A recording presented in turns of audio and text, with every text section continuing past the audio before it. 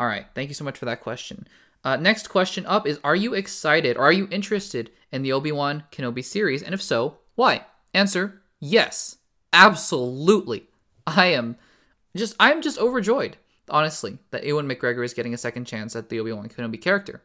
Because, well, it's been well documented on this YouTube channel that I am not a huge fan of the prequels, honestly. I am a big fan of Ewan McGregor as Obi-Wan Kenobi. I think he was easily one of the best parts of that, of that movie. And while I was having a conversation in the comment section with somebody about Hayden Christensen, and whether or not it was George Lucas's fault that he was not as good, or whether or not it was his fault, I still maintain that obviously Hayden Christensen, I think, is a good actor. Look to the film Shattered Glass he did in between episodes 2 and 3, which he was very much critically acclaimed for. He is a good actor. I also think, though, that you can't just solely place the blame on George Lucas, because Obi-Wan Kenobi, Samuel L. Jackson, Mace Windu, obviously, Ewan McDermott, Palpatine, they were given some awful lines as well.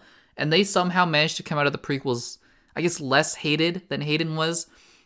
I get that Hayden might have been directed very poorly by George, but I also think that, I also think that some of that was probably on him. But all that to say is that he has been given a second chance to return in the Obi-Wan Kenobi series. I don't know in what capacity. I would think flashbacks, because if he's in the Darth Vader suit, then just get anybody to do that. It doesn't have to be Hayden. But still, I mean, they did say there's going to be a rematch or something like that. And that's so exciting. That is just so exciting to me. I am excited to just explore the Obi-Wan Kenobi character. I love Obi-Wan. I think he's one of my favorite Star Wars characters. And I believe Deborah Chow is doing the entire series, and she did an amazing job in The Mandalorian with her episodes. And I just have all the confidence in the world that she is going to just knock it out of the park. I just do. I have a really good feeling about this, even more so than Mandalorian, because Mandalorian, for what it's worth, basically meandered for the whole season 1 and whole season 2.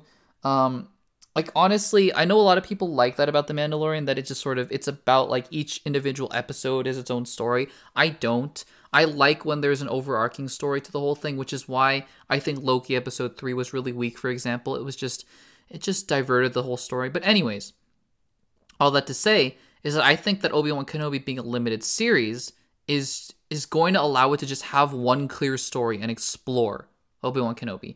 I hope that Obi-Wan Kenobi does what Loki and WandaVision and Falcon and Winter Soldier have done for Loki, Wanda, and Sam and Bucky. Just explore them as characters and as people. Because honestly, Obi-Wan Kenobi hasn't had a ton of screen time in the actual films. He's honestly had the most character development in Star Wars The Clone Wars. And that went on for 7 seasons. So obviously he's going to have a lot of development. But I just want him to really get his time to shine. I'm really excited for Obi-Wan Kenobi. All right, next question. And I think we only have 3 more questions to go.